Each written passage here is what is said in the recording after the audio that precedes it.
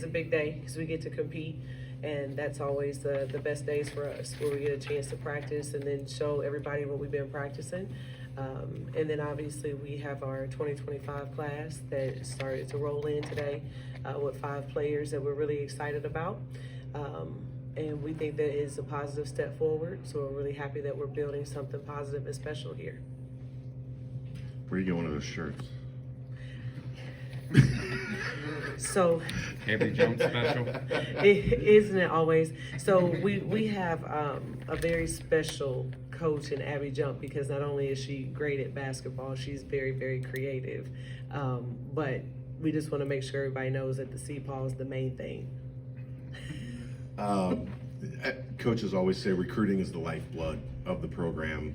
When you came in, how much of an emphasis did you say, okay, we might not be able to nail that first class because we're starting late and you got to make up a lot of ground, but this first full class we need to get right, and then going out and making it happen like this? You know, you're right. It is the bloodline for sure. But for us, it's all about developing the culture so we can make sure that we get the players that fit. You know, there's a lot of really good players, but what we believe is that we have the ones that fit into our system, right? But more importantly, into our environment. We want people who buy into the sisterhood, being a Bearcat, that understand that this is going to be bigger than even winning games and competing for championships. We're talking lifelong connections and helping young women turn into leaders. And you have to see value in that in order to be a part of our program. And if you don't, that's okay too, obviously. We're just looking for the ones that fit, and we think that we hit the mark big time here. You added Paige Woodage. She's probably the most unknown of your class, but a lot of people don't know she has a professional background with her family. How much do you think that helps with her preparation and eventually getting into your program, being, day one ready? You know, we're excited about Paige because she has been developed by her dad, who has coached in and with the NBA, and her footwork is impeccable. I think that people are going to love seeing her do some work off ball screens and off of stagger screens and that sort of thing. She is unknown mainly because she's sat out a little bit here in the last few months, where she's been battling a couple of injuries, and we just want to make sure that when she gets here she's really healthy, obviously. But she's committed to us, we're committed to her, and she's going to be fun to watch because we love people who can make some threes around here. How special is it being someone that wore the Cincinnati uniform, played for the Bearcats, that you have so much momentum with the recruiting class right now, and that you're the person who's getting Cincinnati kind of going in the right direction? Yeah, it's special. There's no other word to describe it, because when you played here and you know what it means to be a Bearcat, what it means to represent the community and the city of Cincinnati, and you know what comes with this, right? The toughness, the grit, like it's just who we are. And then to have an opportunity to hire a staff that does such a phenomenal job of knowing that, learning that, and then bringing those people in, it's incredibly special to be a part of it.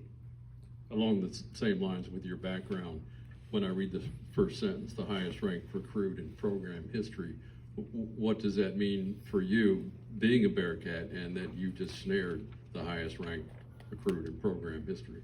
Well, we work really hard for Cincinnati in our space to be home. And then when you have someone who is home, stay at home. I think what it does is it tells people that this is a place where special things can happen. This is a place where we can compete, a place where, as we are transitioning from one league to the next, that we are going through some changes, that there's someone who believes in our vision, and not only where we are, but where we're going. So Dee is such an important part of that piece, because when she decided that she wanted to be a Bearcat, I think it brought attention to our program, and people said, well, if it's good enough for Dee, well, let me take a serious look at it. Coach, you look down at this recruiting class between Dee Alexander, Kayla, Callie, Joya, Paige. You talk about Paige a little bit. Talk about Joya a little bit. She's kind of the under the radar prospect within this class. You know, it's interesting when you get someone who's from a smaller town, because a lot of people don't necessarily know about her, but she's a state champion. You know, and she's the best player on her team, and she's going to be again this year. And it's important to us that we don't just get people who score a lot of points, because we think she's arguably the best offensive player in the state. And you want someone who wins. One thing that my mentor used to tell me, Mike Bradbury, said all the time, every team has a leading scorer. It doesn't mean that they can score. And Joy is not that. Joy is a 3-level scorer, And it doesn't matter who she was playing or what level she be playing on, she would still be as effective as she is now. And what I love most about her is that she has some pride defensively too. So it's not just gonna be scoring points, she's gonna sit down and guard. Number one player in Ohio, number one player in Maryland, and then also, you know, a top 3 or 4 player in Tennessee as well as Florida. What does that say about your ability to build your program to a national level and the perception and momentum that you guys have right now? Yeah, it says that my staff works incredibly hard. And I think that us being together and the chemistry that we have, they know not just, again, what a good player is, but who does Trina want to get up and coach every day? What type of person does Trina want to be in the gym with? And who is she going to enjoy developing? And they put so much energy into making sure that these are kids that I want to coach, that I can coach successfully, that's how you end up with these people. It doesn't matter where they're from. It only matters to us that they are fit and they believe in us. Because one thing is for sure, when you're a Bearcat and you're in our program, we're going to believe in you. We're going to fight for you. We're going to do everything we can for you to accomplish every goal that you have. And so to have that reciprocity, I think, is what, again, makes this group really special. When you got here, you guys had, to say you had a lot of ground to make up on D would probably be putting it mildly. At what point did it feel like we're actually in this thing and we can pull this off? Like, was there any point where there was a realization, or was it just a culmination of all the work that was put in? You know, interestingly enough, the first time I talked to Dee, I was with USA Basketball, so I wasn't here. She had come to campus and our coaches were on campus, and so she was talking to them, and then we got a chance to get on the phone then. I think that what she saw was our energy and our passion, but that's not to discount the work that the previous coaches did. That was not the first time she had been on campus. You know, so I think that Dee in a lot of ways wanted to stay home. And I do think that we had to put a product on the floor that she felt like, and a system in place that she felt like she could be successful in. I do think we had to prove that. But ultimately, in my mind, she was ours to lose, because this kid loves the city and she wants to play in front of her family, in front of her friends. She wants to make this program special. Was there any help from her having 2 kind of big brother figures that are here in Rayvon and Tyler McKinley? That they saw him at her commitment announcement, and she seems like she has a great connection with those 2. Absolutely. And again, thanks, Wes. Right? Because I think that the experience that they are having, it means a lot, because they're friends, so they're going to talk. And I think sometimes people discount the importance of that. And I think that as we watch our men's program be great, just like it was in the 90s, our women's program followed suit. And I think that that's where we are headed to, where you have our men's program that's out here competing and ranked in the top 25, and now you start seeing Cincinnati in the CPAW, and you're like, hey, where's that? Who was that? And now everybody's paying attention, and those things help us as well. Kind of just want to ask a question about that transfer portal class you had last summer. You've already seen a lot of production from Hilton, Dunn, and Diva. What difference have they made so far this year in their first 2 games? Well, for Tanea, we needed a point guard terribly. And I think people who watch us play, it's not to discount last year's team, they would tell you the same thing. You know, we're not point guards. They got put in that position because we had an injury. And I think having Tanea not only brings her talent to the forefront. If you watch this play, she's explosive, she's fast, she's a 3-level scorer. You know, she has this Euro step in transition that makes the crowd ooh and ah. But really it allows Ariel and Reagan to return to their natural wing positions. So now you see Ari playing better. You see Reagan being able to settle in. They're not playing under duress because they have 40 minutes of figuring out who's going to handle the ball. Jill had a bunch of ball handling responsibilities because of that, and now she can be on the receiving end where she belongs because she shoots between 50 and 60% almost every night. So that's Tanea's has been unbelievable to have. Daly, who has knocked down some shots, is getting comfortable, you know, and I think her transition has been fun. She's also long and active defensively, and Allianz and those rebounds.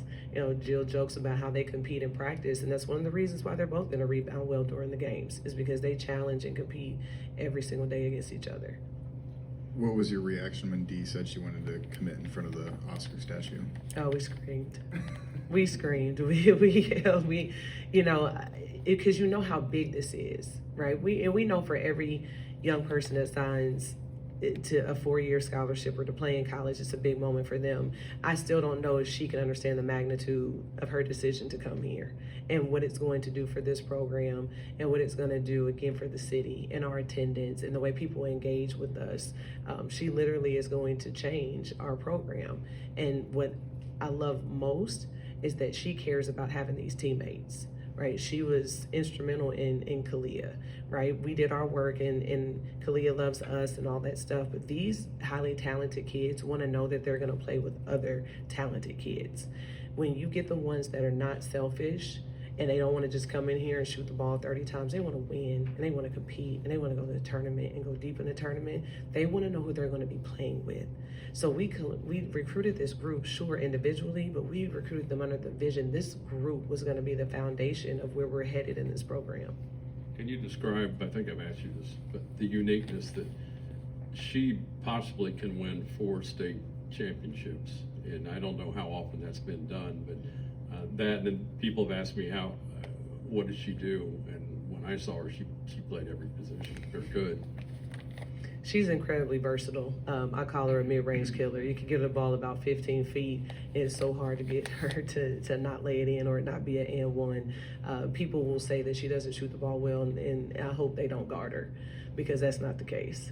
She just doesn't have to, because she's so good 15 feet and in. So that's what you're gonna see. She's unselfish. You see her in transition. She distributes the ball. She can create a finish for herself, and she just makes people around her better. And just because she doesn't shoot the ball every time doesn't mean that she's not capable. It simply means that she cares more about the chemistry on her team and winning championships than what happens for her individually. What impact has the Big 12 had? You didn't have to recruit to the American here, but you did at your previous stop. How much different is it having that Big 12 banner when kids get here to say you're going to play in one of the best basketball leagues in America? It matters. It matters because of the competition night in and night out, right? Whether it's the Horizon League or the American Conference, you are going to play really good teams. You're going to go against really good coaches. But when you get into the Big 12, it is top to bottom. You know, and I've said some of this before. There is no game you walk in and you take a deep breath and say, we have a good chance to win.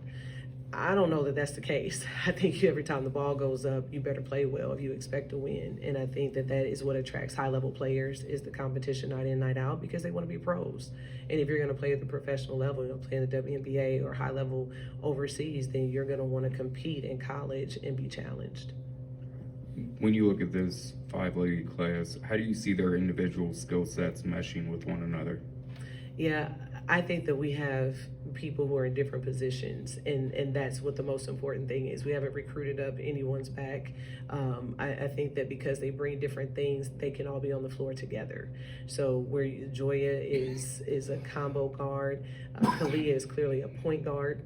But that doesn't mean that she has to have the ball in her hands. When you're on the floor with Joya, on the floor with Dee, she can take off a run in a break too and get off the ball a little bit. So Callie, to me, shoots the ball really well. And so she's going to be on the receiving end of a lot of this downhill driving, collapsing the defense, kick out. She may have the easiest job of them all. And I think that's why she wanted to come. She saw these good players. She was like, yeah, that's who I would like to pass me the ball. And I would like to just shoot it and lay it in and get these easy buckets. And as a follow-up, I know you can't talk specifics, but is there room for any more additions in your high school class? Absolutely. Any other questions for Coach? Thank you.